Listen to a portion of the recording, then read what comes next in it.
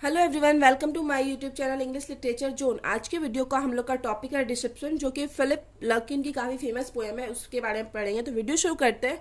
Video जो है काफ़ी इजी लैंग्वेज में होगा। वीडियो के थ्रू अगर आपका हेल्प होता है, वीडियो आपके सिलेबस का है, तो प्लीज़ आप लोग वीडियो को लाइक करना, चैनल को सब्सक्राइब करना और कमेंट करके बताना वीडियो को कैसा लगा। तो सबसे पहले शुरू करते हैं। Deception is a poem written by Philip Larkin. Philip Larkin के द्वारा लिखा गया पोएम है कौन? Deception. Who was a great English poet, जो कि महान इंग्लिश पोएट थे, नॉवलिस्ट थे। He was much inspired with the W.H. Auden. मतलब जो फिलिप लर्किन है वो काफ़ी ज़्यादा प्रभावित थे किससे? W.H. ऑर्डन से, W.B. Yeats से एंड थॉमस हार्डी से। He wrote many world famous poem including, ढेर सारा वर्ल्ड फेमस पोएम लिख रखे हैं, जिसमें शामिल है चर्च गोइंग आफ्टरनून्स। ये MCMXIV करके एक पोएम है, काफ़ी इंपॉर्टेंट, काफ़ी फेमस पोएम है। And Arundel tomb here the Whitsun wedding present. ये सारा उनका काफ़ी फेमस पोएम है। Present poem deception was written by Philip Larkin. ये जो फिलिप लर्किन के द्वारा लिखा गया when he was in his 20s, जब वो लगभग अपने मतलब 20s में थे, 20 साल के थे। It was including in Larkin first major volume. इसको लर्किन के फर्स्ट जो मेजर वॉल्यूम्स ऑफ पोइट्री, मतलब कविताओं का जो पहला संग्रह था, उसमें भी शामिल किया गया, जिसका नाम है द लेस डिजीव्ड। फिर it was first publish in 1955। Poem को पहली बार 1955 में पब्लिश किया गया था। The poem is based on a real life. ये पोएम जो है एक रियल लाइफ केस पे बेस्ड है, ऑफ ए यंग गर्ल। एक यंग गर्ल का केस है, drugged and raped by a man, जिसको कि ड्रग्ड यानी नशा करवाया जाता है जबरदस्ती किसी मैन के द्वारा, और फिर उसका रेप किया जाता है। Larkin use a rape victim statement from a magazine. Larkin मतलब इस पोएम में यूज करते हैं एक रेप विक्टिम का केस के स्टेटमेंट का यूज करते हैं फ्रॉम ए मैगजीन, एक मैगजीन से, नेम जिसका कि नाम है London labour and the London poor.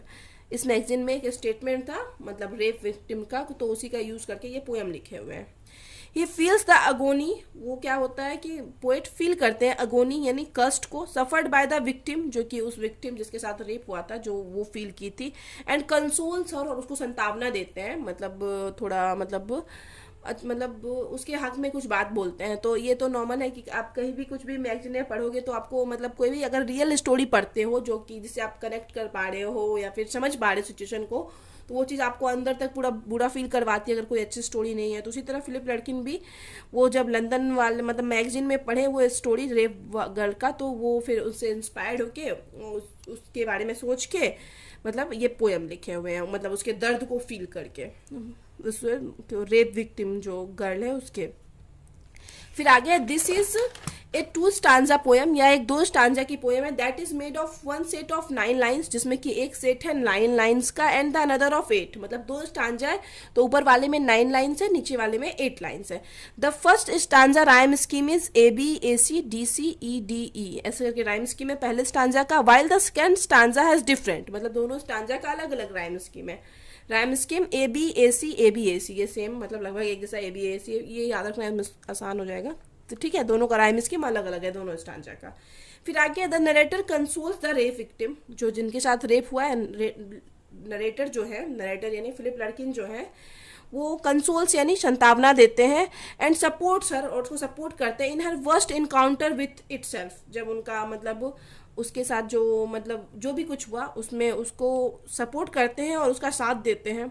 He says that, वह कहते हैं, ही फील हर अगोनी, वह उसके कष्ट को फील कर सकते हैं, even this far from her, मतलब उससे इतना दूर होने के बाद, मतलब उस रेप विक्टिम से वो मिले नहीं, फिर भी इतने दूर होने के बाद भी पोएट क्या बोलते हैं कि हम उसके अगोनी कष्ट को फील कर सकते हैं। He can imagine the ordeal which the rapist put her through, किस कठिन परीक्षा से गुजरना पड़ा होगा रेपिस्ट को, वो चीज़ भी पोएट बोलते हैं कि हम वो फील कर रहे हैं poet.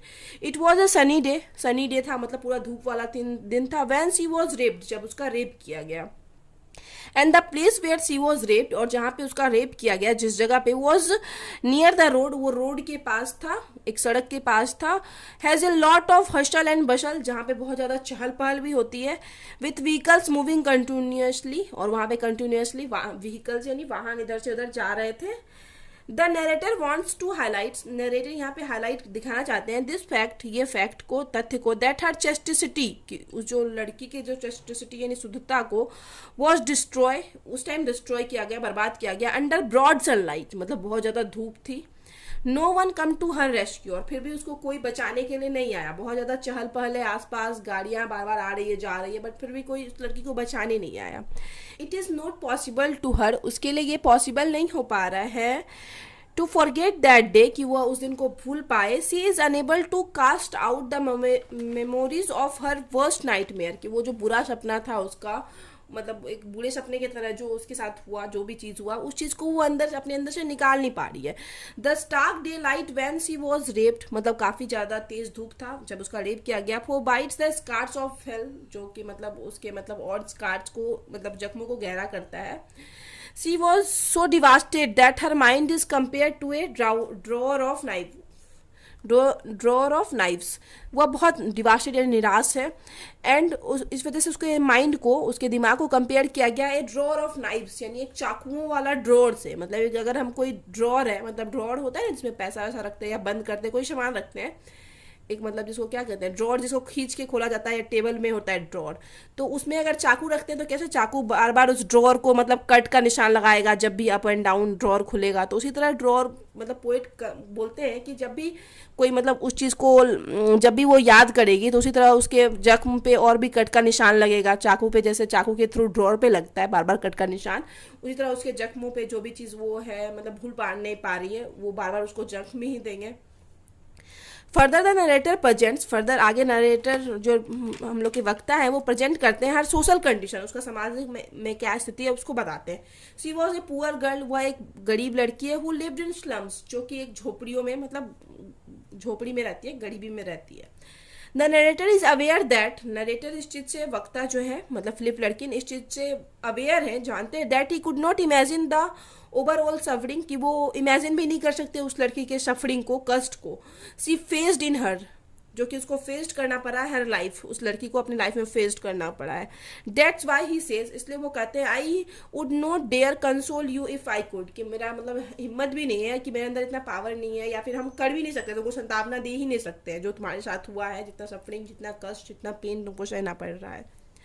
The narrator is sure, narrator यहाँ पे निश्चित है, that she has gone through a lot of suffering and pain, कि लड़की को बहुत सारा सफरिंग और पेन से गुजरना पड़ा। He makes a universal notion that when a person is infatuated with desire, कि पोइट यहाँ पे दिखाते हैं कि जब कोई इंसान के अंदर किसी चीज़ को लेकर डिजायर आ जाता है, हिज और हर रीजनिंग ब्लर्स, तो उसके सोचने की क्षमता ब्लर हो जाती है, धुंधली हो जाती है। टेक्स द बैक सीट, जो उसको पीछे की ओर ले जाती है, मतलब गलत काम करने पे, मतलब जो भी रेपिस्ट था वो कुछ ना कुछ, मतलब उसकी सोचने की क्षमता तो बिल्कुल छिनी हो गई थी, जो मतलब खत्म सी हो गई थी, जो वो ऐसा कुछ किया। ही देन एड्रेस द रेपिस्ट, उसके बाद वो रेपिस्ट के बारे में बात करते हैं, and breaks his fallacy that although the victim has drugged when the rapist was more deceive than her, कि पोइट यहाँ पे मतलब अब रेपिस्ट के बारे में बात करते हुए बोलते हैं कि जो रेपिस्ट जो है, विक्टिम जो भी गर्ल थी, उसको जब ड्रग यानी नशा करवाया, उसका रेप किया, उस टाइम खुद रेपिस्ट बहुत ज़्यादा नशा किए हुए था, मतलब उससे ज़्यादा नशा किए हुए था।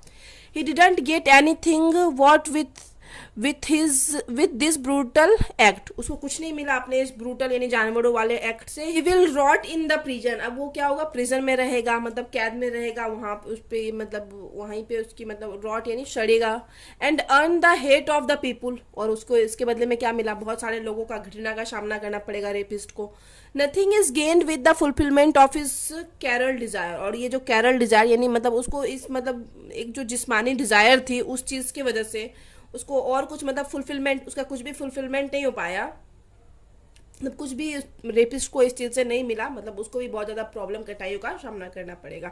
दस वी कैन से, इस प्रकार हम लोग कह सकते हैं, दैट डिपिक्शन बाय फिलिप लड़किन, जो हम लोग का जो पोएम है डिसेप्शन, जो फिलिप लड़किन के द्वारा लिखा गया है, इज ए डार्क पोएम, एक डार्क पोएम है, मतलब कोई अच्छी पोएम नहीं है।